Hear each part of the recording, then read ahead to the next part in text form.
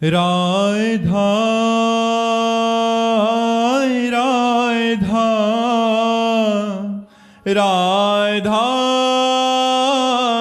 राधा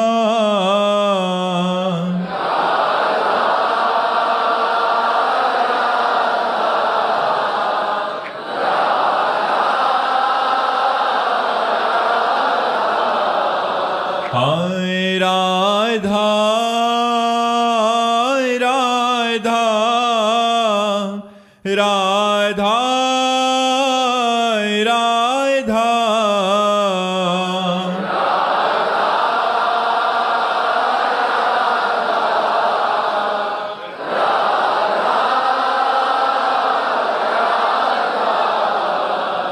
राधा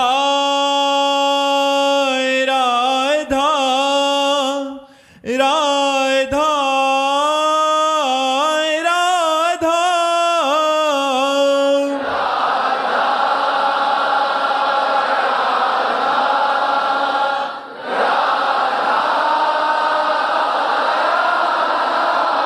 हाय राधा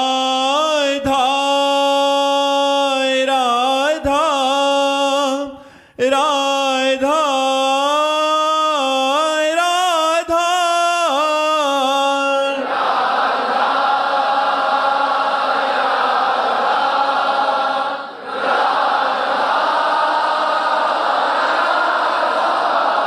हाय राधा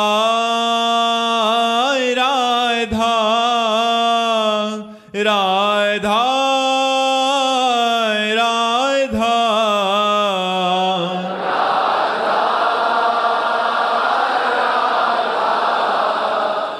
राधा राधा श्री राधा वल्लभ लाल की, समस्त संत हरि भक्तन की, श्री वृंदावन धाम की, सद्गुरुदेव भगवान की।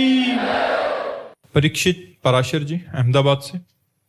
राधे राधे महाराज जी। महाराज जी कोटि कोटि प्रणाम। गुरुदेव आपके बताए मार्ग पर पिछले 4 वर्ष से चल रहा हूं। महाराज जी स्वप्न में पवित्रता कब और कैसे आएगी? मलिन विचार जो स्वप्न में आते हैं वो कब ठीक होंगे? प्रकट में तो प्रयास करते हैं कि ऐसा, जब साधन करते करते स्थूल शरीर से पाप कर्म बंद हो जाते हैं तो उसका प्रभाव सूक्ष्म शरीर पर पड़ता है। ये स्वप्न सूक्ष्म शरीर से होते हैं। स्थूल शरीर का जो आचरण है उसमें जो पाप जाने अनजाने में बनते हैं वो सब संस्कार स्वप्न में हमारे प्रकट होते हैं, क्योंकि सूक्ष्म शरीर बकाया रहता है सुषुप्ति में मन, वही मन फैलाता रहता है। तो ये जो व्यर्थ के स्वप्न, गंदे स्वप्न, नाना प्रकार के प्रापंचिक स्वप्न आते हैं, ये तब तक आएंगे जब तक अखंड भजन नहीं होने लगेगा। जब अखंड भजन शुरू करोगे, प्रयास करोगे, तो स्वप्न में संत आने लगेंगे, देवालय आने लगेंगे, तीर्थ आने लगेंगे, गंगा यमुना जी का किनारा ऐसा देखोगे, पवित्र फिर दृश्य, और धीरे धीरे फिर स्वप्न खत्म हो जाएंगे, भगवान की लीला चल पड़ेगी। तो ये जागृत, स्वप्न, सुषुप्ति, ये तीनों माया की अवस्थाएं हैं, स्वरूप की नहीं। ये माया जनित है, ये स्वरूप जनित नहीं है, ये नष्ट होने वाली है। इसलिए जागृत अवस्था में पाप न बने, निरंतर हमारा साधन चलता रहे, तो स्वप्नावस्था हमारी पवित्र हो जाएगी। महाराज जी आपको स्वप्न आते हैं, और आते हैं तो कैसे आते हैं? वैसे प्राय इतना समय ही नहीं कि स्वप्न आने के लिए, वो तो उनके आते जो करवट बदलते रहते, खूब पड़े रहते। अब थोड़ी देर के लिए लेटना होता है, और लेटते समय चिंतन करते हुए वो बेहोशी सी आई, और जब फिर चिंतन खुला तो फिर वही चल रहा है। तो स्वप्न का तो कभी कोई, हाँ कभी कोई स्वप्न अगर ऐसा आया तो संत महापुरुष जनों की कृपा होती है, किसी संत समागम में बैठे हैं या अपने आराध्य देव की कोई संबंधी पद या कोई चिंतन चलता हुआ पाया जाता है। अब मतलब ऐसा नहीं कि कोई संसारिक स्वप्न आवे, गंदा स्वप्न आवे, अब ऐसा कोई चांस नहीं रहेगा। शमशेर सिंह जी अंबाला से। राधे राधे महाराज जी। महाराज जी भगवान जी गीता जी में कहते हैं अवश्य में भोक्तव्यम कृतम कर्म शुभाशुभम। मनुष्य को अपने द्वारा किए गए शुभ या अशुभ कर्मों का फल अवश्य भोगना पड़ता है। महाराज जी एक वाणी जी में संत पलटू दास जी महाराज कहते हैं कि पलटू लिखा नसीब का संत देत हैं फेर। महाराज जी इन दोनों वाक्यों में क्या रहस्य है? हाँ, जब संतों का संग करते हैं तो भगवान के चरणों की शरणागति प्राप्त होती है। और भगवान स्वयं अपने श्री मुख से गीता जी में ही कहा है, सर्वधर्मान परित्यज्य मामेकम शरणम ब्रज तो अहम त्वाम सर्व पापेभ्यो मोक्षयिष्यामि मा शुचा। जैसे हमारे जो न्यायालय हैं उनमें फांसी दे दी जाए तो एकमात्र राष्ट्रपति का अधिकार है कि वो माफ कर सकता है, ऐसे ही हमारे भागवती न्यायालय से पास हो चुका है कि इसे ये शुभ कर्म भोगना है, ये अशुभ कर्म भोगना है, लेकिन भगवान उसे माफ कर सकते हैं। अहम त्वाम सर्व पापेभ्यो मोक्षयिष्यामि मा शुचा। मैं तुम्हें परम पवित्र कर दूंगा, तुम्हारे सारे अशुभों को मेट दूंगा। तो संत जो पलट देते हैं वो अपने बल से थोड़ी पलटते हैं, वो तो भगवान के बल से पलटते हैं। जैसे तुम्हारा वृंदावन आना तुम्हारे भाग्य में नहीं लिखा, सत्संग में बैठना भाग्य में नहीं लिखा, राधा नाम जपना तुम्हारे भाग्य में नहीं लिखा, ये सब संत कृपा से प्राप्त हो रहा है, ईश्वर की कृपा से प्राप्त हो रहा है। तो यही कृपा आपके भाग्य को पलटते हुए मोक्ष तक ले जाएगी, भगवत प्रेम तक ले जाएगी। तो यही हुआ भाग्य का पलटना। मूलचंद जी आगरा से। राधे राधे महाराज जी। महाराज जी, संत सानिध्य व संत सेवा का फल क्या है? स्वयं में साधुता के लक्षण आ जाना और भगवान का अखंड स्मरण प्राप्त हो जाना। यदि संत संग कर रहे हैं, हमारी बहिर्मुखता नहीं मिट रही, हमारी संसारिकता नहीं मिट रही, तो हम में बहुत कमी है, हम सत्संग ठीक से नहीं कर पा रहे, या फिर वहाँ संत नहीं है। नहीं तो संत संग का सीधा फल है कुसंग का त्याग हो करके भगवान की भक्ति में रत हो जाना। भक्ति स्वतंत्र सकल सुख खानी, बिनु सत्संग न पावे प्राणी। जहाँ सत्संग हुआ तो अनपायनी भगवान की भक्ति हृदय में जागृत हो जाती है। अगर सत्संग हुआ तो हमारा मोक्ष मार्ग पुष्ट हो जाता है। संत संग अपवर्ग कर कामी भव कर पंथ। संत का संग मोक्ष सुख प्राप्ति के लिए, कामी का संग संसार की प्राप्ति के लिए। तो संत संग से आवागमन चक्र मिट जाता है, संत संग से भगवान प्रिय लगने लगते हैं, संत संग से संपूर्ण दैवी संपदा हृदय में आ जाती है, और संत संग से वो स्वयं हृदय से साधु बन जाता है, बाहरी भेष चाहे जैसा हो। अनिरुद्ध जी टीकमगढ़ से। राधे राधे महाराज जी। महाराज जी, परम पूज्य श्री हरिराम व्यास जी महाराज, श्री पीपा जी महाराज, श्री माता सीता सहचरी जी, श्री चीदर जी, माता चिदरानी जी, इन महापुरुषों जैसा संतों के प्रति जैसा प्रेम और समर्पण था, ऐसा हम जैसे नीच पापी अधमों में कैसा है? जब भगवान से प्रेम होता है तो भगवान के प्रेमी जन भगवान से भी अधिक प्यारे लगने लगते हैं। जैसे हमें किसी से प्रेम हो और उसका नजदीकी कोई आवे तो हम बहुत नजदीक बैठेंगे, बड़े प्यार से। अच्छा, आपने उनको देखा है? बोले हम तो पास ही रहते हैं। आपने बात भी की है? हाँ से। तो वो संत जनों के पास भगवान रहते हैं, वो हर समय भगवान में स्थित रहते हैं। तो ऐसे प्रेमी जनों को संत जन प्राण प्यारे लगते हैं, भगवान से भी अधिक प्यारे लगते हैं। सातों सम मोहिमय जग देखा, मोते अधिक संत कर लेखा, भगवान का आदेश भी है। तो इसलिए इन महापुरुषों को भगवान प्राण प्यारे हैं। न धन है, न संसार से कोई संबंध है, न शरीर का कोई राग है, एकमात्र भगवान के अनुराग में डूबे हुए महापुरुष हैं। तो जब इन्हें अनुरागी जन मिलते हैं तो इनका हृदय खिल उठता है और लगता है क्या खवाऊं, क्या पिलाऊं, क्या सेवा करूं, कैसे रिझाऊं। फिर वो हर उपाय करके आए हुए संत को वो सुख देने की चेष्टा करते हैं। ये इसलिए कि उनके हृदय में भगवान का अत्यंत प्रेम है। जिसके हृदय में भगवान का प्रेम होता है उसे संत जन बहुत प्यारे लगते हैं, संत जन प्राण प्यारे लगते हैं।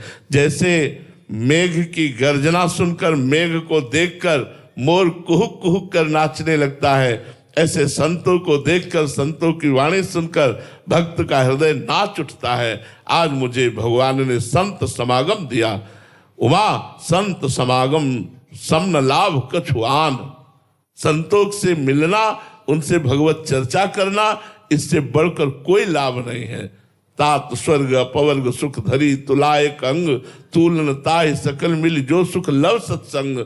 भगवत प्रेमी महात्माओं का संग क्षण मात्र के लिए मिल जाए तो स्वर्ग और मोक्ष सुख को भी उसके बराबर नहीं रखा गया।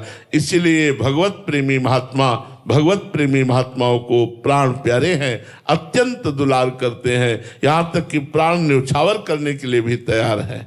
महाराज जी, आप गुरुजनों से ऐसी संत महिमा सुनकर, और शास्त्रों में भी आता है और यथार्थ सत्य है, बट हम जैसे बाहर जन रहते हैं बहुत श्रद्धा उत्पन्न होती है। बट महाराज जी, आज कलयुग का प्रभाव ऐसा है कि पाखंड का भी बहुत एक सहारा लेकर, इस वेश का एक सहारा लेकर, मतलब उस समय महाराज जी संतों को कैसे पहचाने? और यदि हम भगवान के सहारे हैं तो हमारा मार्ग निष्कंटक रहेगा।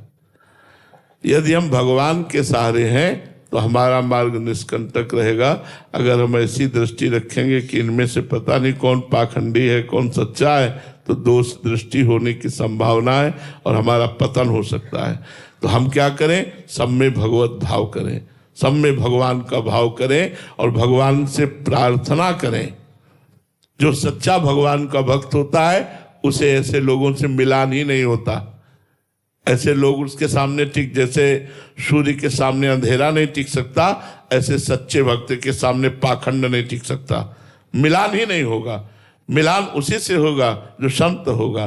तो हमें लगता है भगवान की भक्ति करो, भगवान का नाम जप करो और उनसे प्रार्थना करो कि मुझे संत समागम मिले, तो भगवान आपको साधु समागम दे देंगे। महाराज जी, महिमा सुन के संग हो गया, फिर बाद में कुछ दिनों बाद ही पता लग गया कि ये थोड़ा सा सही इनका आचरण नहीं है, तो क्या हम पीछे दूरी बनाने? आप ये हमें बताओ, जैसे कोई संत मिला, आपको रामकृष्ण हरि नाम दिया, इससे बढ़कर कुछ तो नहीं है ना।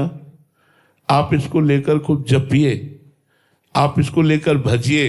आपको ऐसा लगता है कि इनके संग से हमारी श्रद्धा कमजोर हो जाएगी तो आप दूरी बना लीजिए। नहीं, ना आप उनकी निंदा कीजिए, ना आप उनकी अवहेलना कीजिए।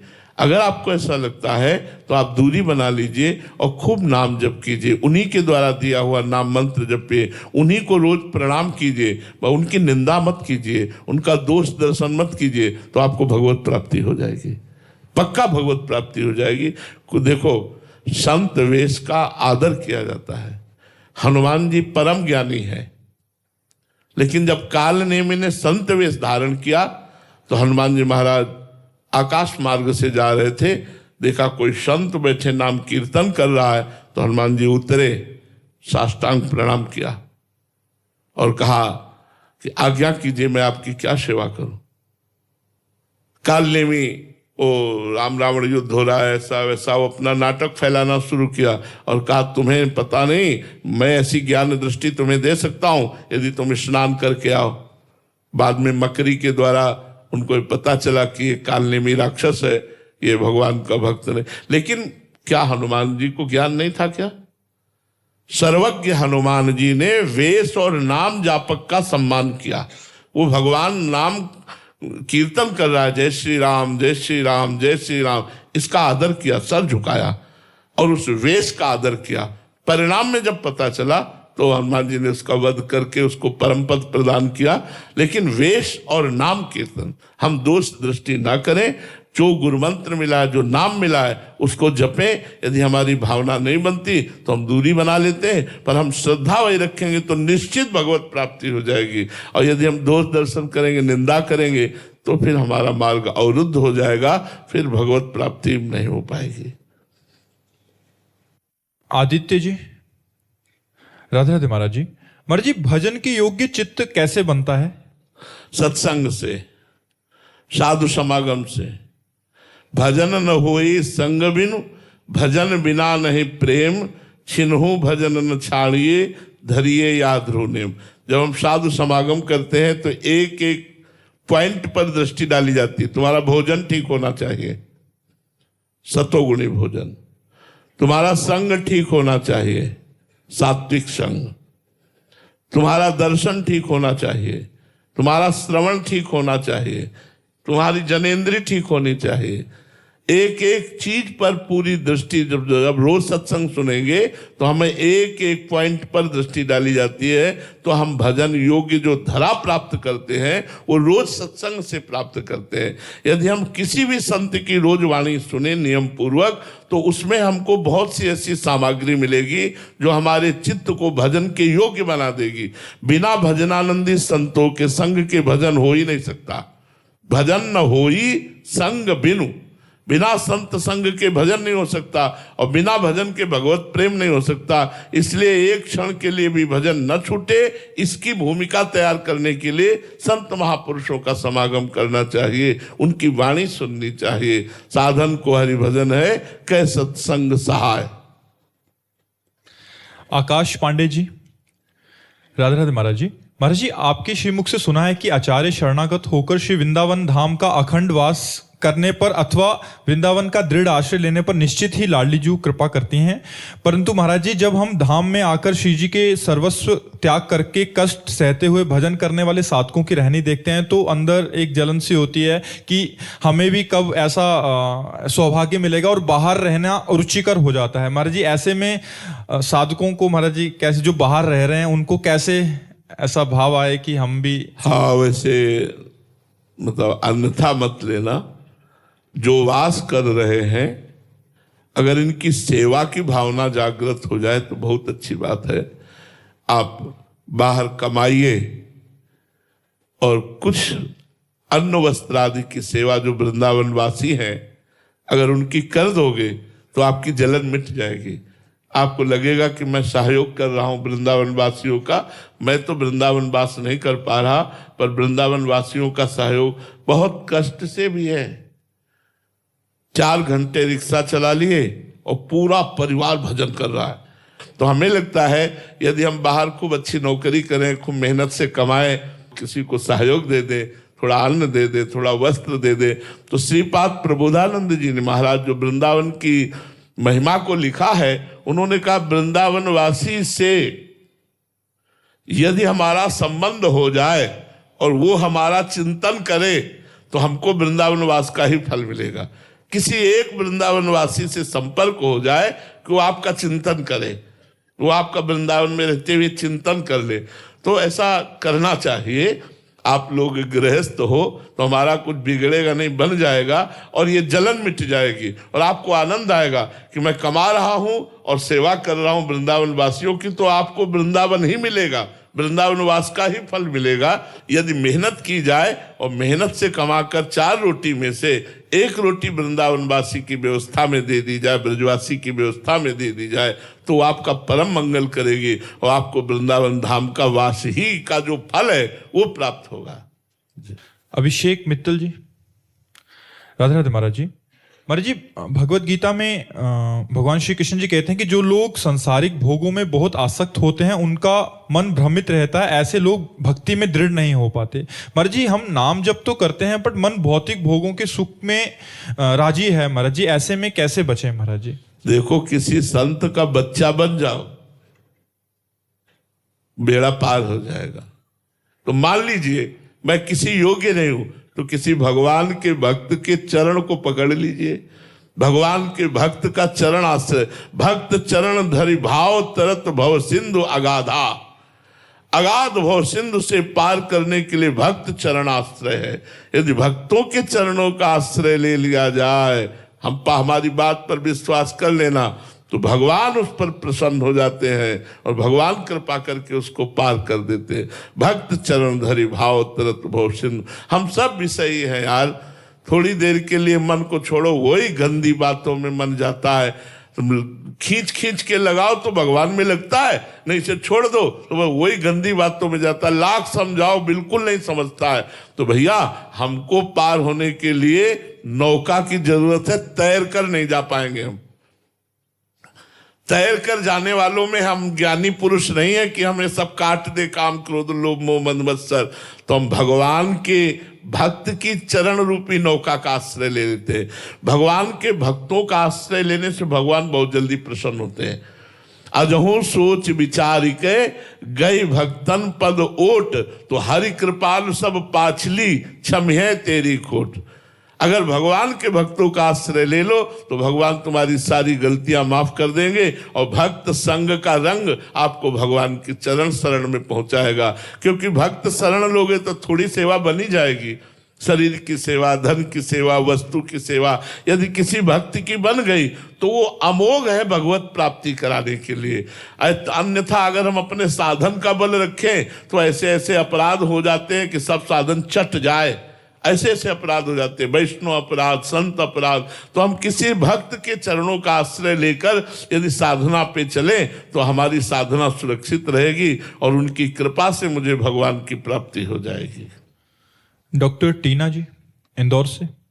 राधे राधे महाराज जी। महाराज जी, मेरा प्रश्न है कि मेरे ऐसे कई मरीज हैं जो तनाव व डिप्रेशन के शिकार हैं, जिनमें अधिकतर मामले पारिवारिक होते हैं। कई बार काउंसलिंग के दौरान मरीज जब परेशानी के कारण परिवार के अपने लोगों से या पति अथवा पत्नी का कारण होते हैं, तो ऐसे में कई दवा भी काम नहीं करती जब तक परिवार का साथ या परिवार प्यार ना मिले। खूब परिवार का साथ दे दे, खूब परिवार प्यार करे, जब तक भगवान का साथ नहीं होगा तब तक डिप्रेशन और भय, चिंता, शोक से आप नहीं मुक्त हो सकते। हमारी बात मान लो, मन को चाहिए सुख, और सुख भी कैसा अखंड, जिसमें दुख का लेश न हो, वो केवल भगवान से मिलता है। अगर आप सबका डिप्रेशन दूर करना चाहती हैं, आप डॉक्टर हैं, तो आप एक दवा दीजिए कि आप 50,000 नाम जपो, राधा राधा राधा राधा रोज, बहुत जल्दी डिप्रेशन मुक्त हो जाओगे। तो जब तक चिंतन नहीं बदलेगा तब तक वो मरीज ठीक नहीं होगा, और उसका चिंतन बदलने के लिए राधा नाम है, भगवान नाम। सैकड़ों डिप्रेशन वालों ने दवा छोड़ दी है, नाम जप कर विश्वास किया हमारी बात पर और वो आनंदित हो गए। सैकड़ों ऐसे हैं। यदि आप अपने मरीजों को नाम जप की प्रेरणा दें, ज्यादा ना कोई कर पावे तो 5,000 से शुरू करे, राधा राधा राधा राधा राधा राधा, और अगर ठीक ना होने लगे तो हमें बतावे। बस ध्वनि नहीं टूटनी चाहिए, राधा राधा राधा राधा राधा राधा राधा राधा। तो जो हमारे चिंतन निगेटिव जा रहे थे वो बार बार आएंगे, पर राधा राधा राधा, तो वो डिलीट करता जाएगा राधा नाम, और आपको शांति प्राप्त होती जाएगी और आपके पाप नष्ट होते जाएंगे, आपका मंगल हो जाएगा। बिना भगवान के नाम जप किए आपको विश्राम नहीं मिल सकता। बारी मथे घृत हो ये बरु, सिकता ते बरु तेल, बिनु हरि भजन न भव तरिय, यह सिद्धांत अपेल। बालू मथने से भले तेल निकल आवे, बालू को पेरो, और पानी मथने से भले घी निकल आवे, असंभव बात है। लेकिन बोले बिना भगवान का भजन किए कोई संसार समुद्र, यही संसार समुद्र है। इसलिए सब लोग नाम जप करो, चाहे थोड़ा ही करो, पर नाम जप करो। शराब पीना छोड़ो, मांस खाना छोड़ो, गंदी बातें छोड़ो, अभी आनंदित हो जाओगे, पूरा समाज आनंदित हो जाएगा। गंदा भोजन, गंदा आचरण, गंदा चिंतन तो परेशान तो होगे ही। रितेश जी दतिया से। राधे राधे महाराज जी। महाराज जी, उपासक की ऐसी कौन सी गलती है जिससे उसे आनंद का अनुभव नहीं होता, और उसे क्या करना चाहिए जिससे उससे आनंद अनुभव होता रहे? सबसे बड़ी गलती है भगवद विस्मरण। सब गलतियों का मूल है भगवान को भूल जाना। कहे हनुमंत विपत्ति प्रभु सोई, जब तो सुमिरन भजन न होई। हनुमान जी महाराज परम ज्ञानी महात्मा है, भगवान के प्राण प्रिय हैं। वो कह रहे सबसे बड़ी विपत्ति क्या है? बोले भगवान का जिस समय सेवा ना हो, भजन ना हो, सुमिरन ना हो, उनकी लीला कथा न सुनी जाए, उनका नाम कीर्तन न किया जाए, उनका नाम जप न किया जाए, यही सबसे बड़ी गलती है। इसी गलती के कारण काम, क्रोध, मोह, मद, मत्सर, लोभ आदि ये हमारे ऊपर आक्रमण करते हैं और हमसे गलतियां बढ़ती ही चली जाती हैं। हमारे यहाँ सेवक वाणी में लिखा हुआ है, हानि हरिवंश के नाम अंतर परे, लाभ हरिवंश उच्चरत वाणी। हानि क्या है सबसे बड़ी? बोले नाम छूट गया। लाभ क्या है सबसे बड़ा? बोले नाम चल रहा है। तब शुक हरिवंश गुण नाम रसना रटत, और बहुवचन अति दुख दानी। सुख क्या है? बोले प्रभु की चर्चा कर रहे हैं, प्रभु की चर्चा सुन रहे हैं, संत समागम में है। दुख क्या? बोले संसार की चर्चा कर रहे हैं, निंदा स्तुति कर रहे हैं, पाप क्रिया करने वालों का संग कर रहे हैं। तो ये सब विमुखता जो धारण हुई हृदय में, वो भगवान के विस्मरण से हुए। तो सबसे बड़ी गलती है भगवान को भूल जाना, भगवान का स्मरण ना होना। अगर भगवान का स्मरण चलता रहा तो सब ठीक हो जाएगा। हमें हर समय भगवान के नाम रूप गुण लीला धाम में से किसी का चिंतन जरूर चलाना चाहिए। हर समय प्रभु का चिंतन चलेगा तो मंगल हो जाएगा।